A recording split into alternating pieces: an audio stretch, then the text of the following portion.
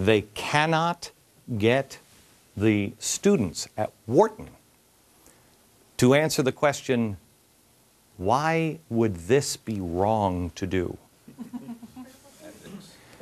Ethics. They say, they'll say, is this wrong? And the students will say, well, did they make money? Yes. Well, then it's good. And there's no ethics.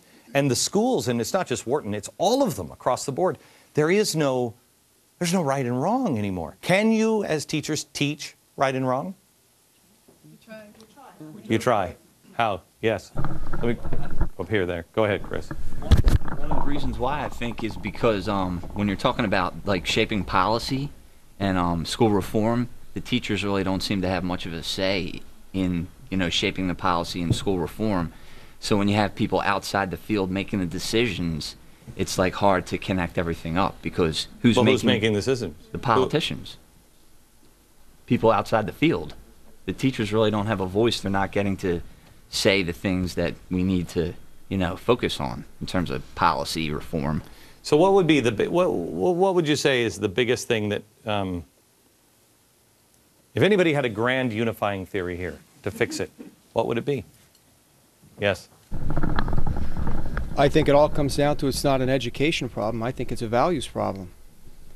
Excellent teachers create excellent students.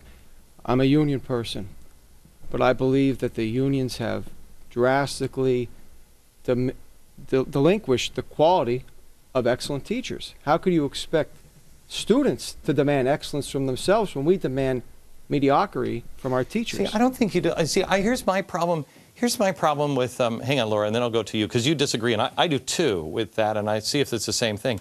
I don't think that it's that, I've met a lot of great teachers, but I've also had a 4th grade teacher for my oldest daughter she came back and she actually said, Dad, this was made by Japs. And I said, excuse me? And she said, this was made in Japan. They're an enemy of ours. And I said, what are you talking about? And she said, well, my teacher, we were learning about World War II, and she said that even though we won, they're still not friendly, et cetera, et cetera. I went to the principal and I said, do we have somebody stuck in 1941? And this person was tenured, and they couldn't get rid of her. And it was a nightmare. I don't think you have, I've met a lot of great teachers. The problem is those great teachers have to drag along all the bad teachers. Laura, we're going to go to you next. Hang on, I have to take a break.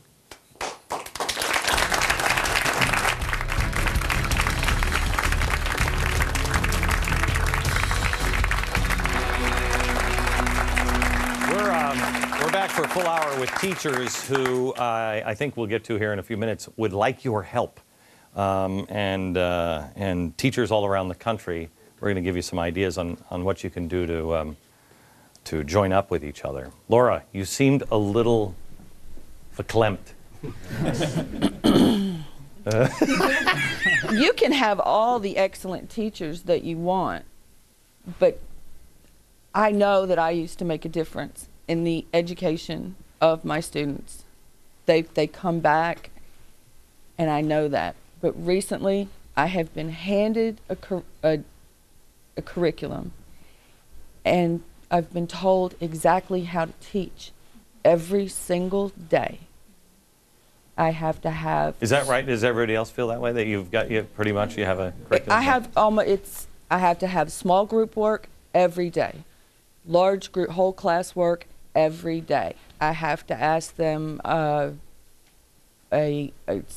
critical thinking question, a critical thinking question of the day, every day. And it's group work, which means the child's grade doesn't depend on what they do independently. And well, that's what we're headed for, the collective salvation. They've turned me into this thing that I don't even recognize. I don't know how to teach that way. And I've adapted, but when my door is closed, You teach. follow that. You're on television. I You know. follow that. I follow that. I know I do. I follow that. Yes. I can tell you I follow that. Yes, we all believe you, but too. Right? There's more whole group Yeah. than small group. Look, because that's how I have to teach. I have to tell you, everybody in television, and they still do, tell me every day, the show can't work, Glenn. The show can't work. I know, but it does. We're either number 1, number 2, or number 3 every single night. I use chalkboards. That's so outdated, it's incredible. When I first started, remember they had they had this holographic thing they were going to do where I could take like Minority Report and do this, and it was a hologram. And I said, okay, I never figured that one out. How about we just get some chalkboards, and we use chalkboards. Shouldn't work. The point is, it won't work. If somebody else comes in and replaces me, it won't work. They'll probably use them, but it won't work because that's who I am. We are devaluing the individual, and you have to teach the way you are. And we have to be able to say, Laura, your students are dumb as a box of rocks when they finish the year. You're fired.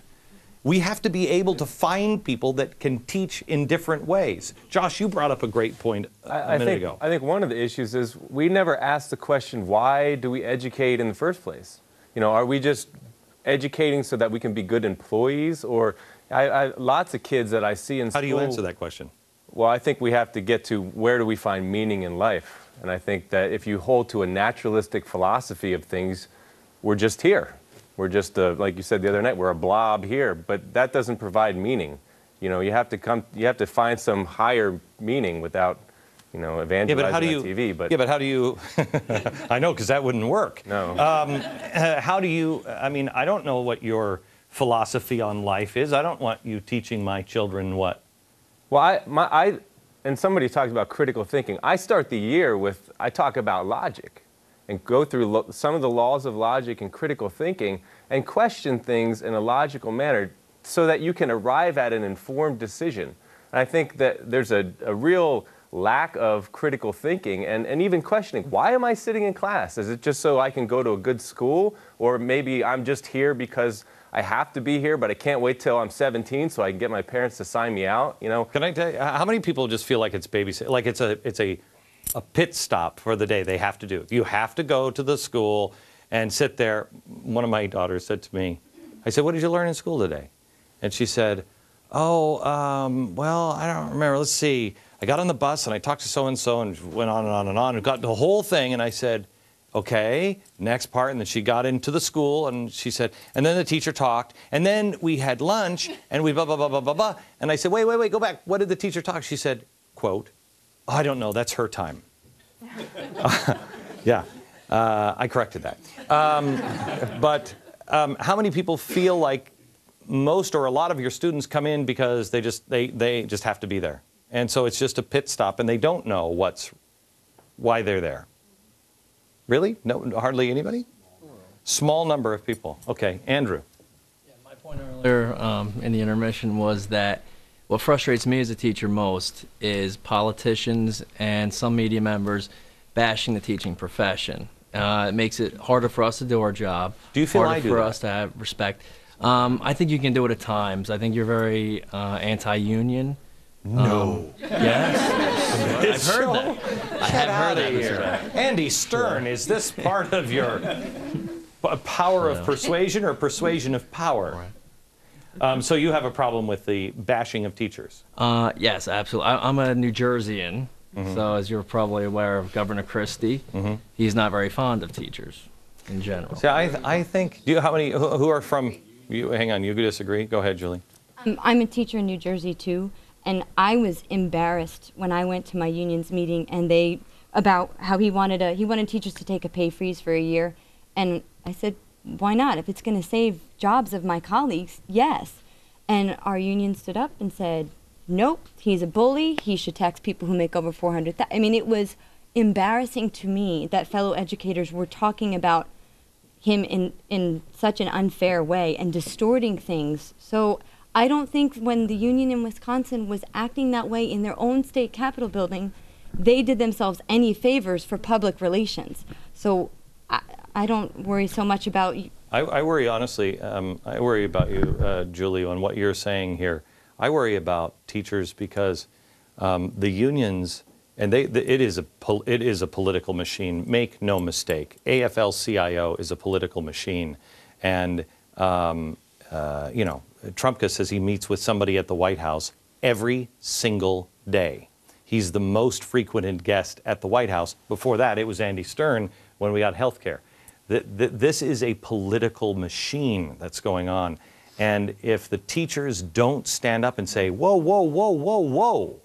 I mean, I may agree with the politics in the White House or disagree with the politics of the White House, but you separate them here because this is different. I think if teachers don't start standing up, that's why I'm so pleased that you guys are here. And I'm not saying you're against the unions, but I'm glad you're here because parents and citizens need to see that there are teachers out there that are saying, enough. This is crazy what's going on. Hang on just a sec, back in a minute.